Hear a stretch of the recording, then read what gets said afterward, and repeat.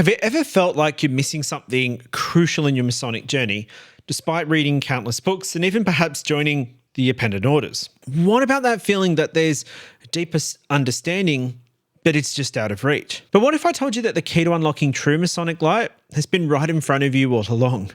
It's been hidden in plain sight, and it's within our ritual. Now, if we continue to make the mistake of overlooking our ritual, we risk creating a generation of Masons who collect all these different degrees, but miss out on the profound wisdom veiled in the allegories and our symbols. But if we learn this lesson, we'll gain a depth of understanding that will not only enrich our craft, but will also set you up for true enlightenment in every Masonic body you join.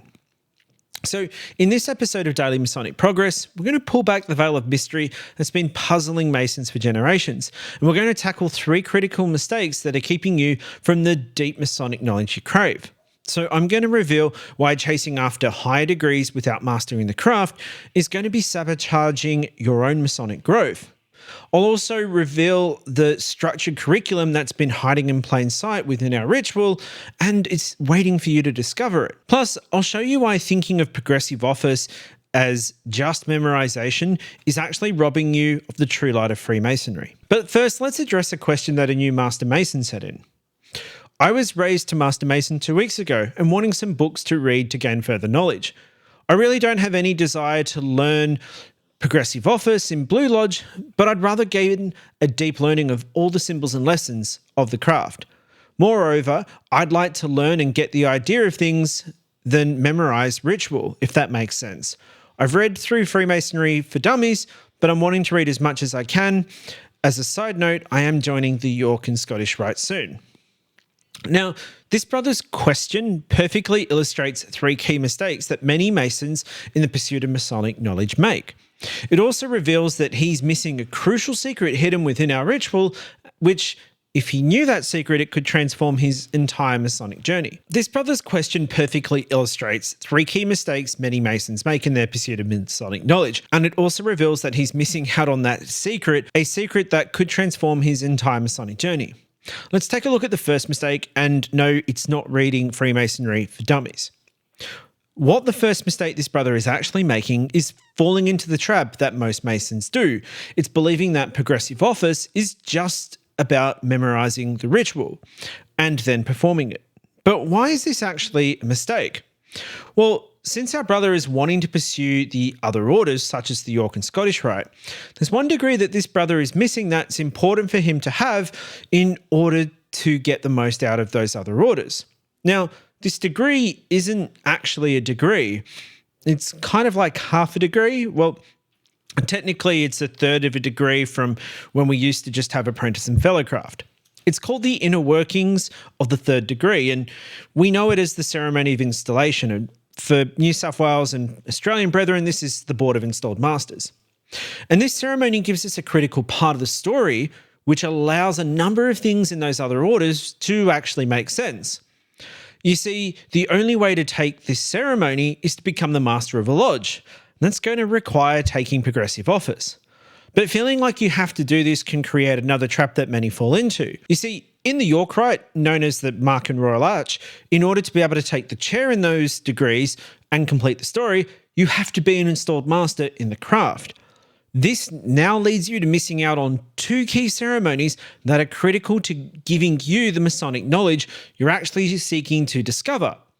Now, you may be inclined to make peace that, well, it's just 2 ceremonies or 2 chairs that you're going to skip or you're going to get to later on. But if you really want to gain a deep learning of all the symbols and lessons of the craft, and I'm sure you'll want to do the same for the York and Scottish Rites as well, then you need to avoid the second big mistake that this brother is making.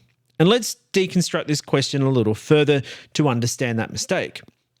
Right now, you're feeling lost as to where to go and what Masonic knowledge you should get to start your learning around the symbols, and hence your open-ended question about what books should I read.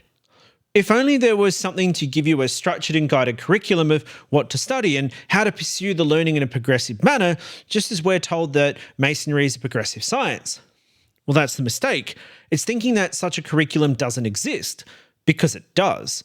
It's hiding in plain sight. It's what's veiled in allegory, ironically. And the reason why we call it progressive office, is because, wait for it, it's progressive. Every office, just like each degree, gives you a progressive and specific curriculum of symbols and allegories to study. Indulge me for a moment. Open your first degree book. Read the inner guard's work in the ceremony. Open your second and third degree books and do the same. Do you see what was hiding in plain sight? Well, congratulations. You've just read the entire curriculum for the first of a 6-year master's degree in the symbolism and allegories of craft Freemasonry. Are you thinking, what? Huh? Not sure? Well, yes, here's how it works. In the ceremony, you as the inner guard have just been given the first level of symbolism you need to understand across each of the 3 degrees. If you don't go down the path of understanding this basic level of symbolism first, but rather take an unstructured approach, such as reading symbolism and allegories from all over the place, then you end up missing out on being able to connect and understand the relationships and meaning from each of the different symbols. Here's an example. Why are we first prepared to be made a Mason in our heart? Well, if you don't understand things like that, then the Northeast Charge, the sign of fidelity, plus many more of the lessons in our ceremonies, just going to be surface level and superficial lessons. And what this means is you're not actually going to get the full picture of the symbols or the full story of the allegories, and you won't discover the secrets and mysteries that they're actually trying to teach. So you end up missing out, and you don't go into the deep learning that you actually want to get. And that's the crucial secret of our ritual and ceremonies. They give you the instruction, the process, the warnings, but you just have to look at the ritual and study it in order to discover that secret. Now, the only way to have actually discovered the secret is not to make this third mistake, which is thinking that progressive office or studying the ritual is just about memorization. And here is why. You see, in 1956, educational psychologist Benjamin Bloom developed a system of cognitive learning, known as Bloom's taxonomy. It's the standard of how you learn and master anything, and I mean truly master anything. You see, the first level of Bloom's taxonomy is knowledge, being able to recall facts and basic concepts. You won't understand what they mean because you've just memorized them. And this is why I can see many people have an issue with progressive office, thinking it's just memorization. Well, the truth is, and the trap that we've fallen into, is it's what stops us from actually receiving the real Masonic light. You see, just like there are different degrees in Freemasonry, there are different levels of Bloom's taxonomy. So if you want to master anything in form of deep learning, then you need to go through all 6 of those levels: knowledge, comprehension, application, analysis, synthesis, and evaluation. But in order to achieve these 6 levels, you need to do it in a structured way. And that's where that curriculum of progressive office I mentioned earlier comes in. Give yourself a year to develop all of the levels of learning for a limited number of symbols and allegories through each of the parts of the different degrees that your office performs.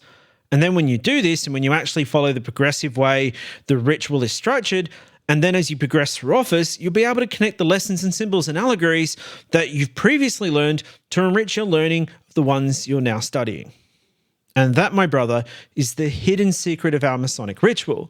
It's veiled in the very allegory and symbolism itself, and it's why you should go through progressive office.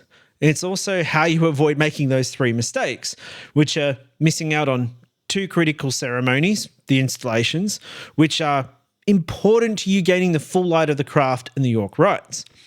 It's secondly, not following a structured and progressive curriculum, which is what progressive office gives you. Fun fact is the examinations are the very curriculum that you should be following as an apprentice, a fellow craft, and master mason. And the third is thinking that progressive office is just about memorizing and performing ritual.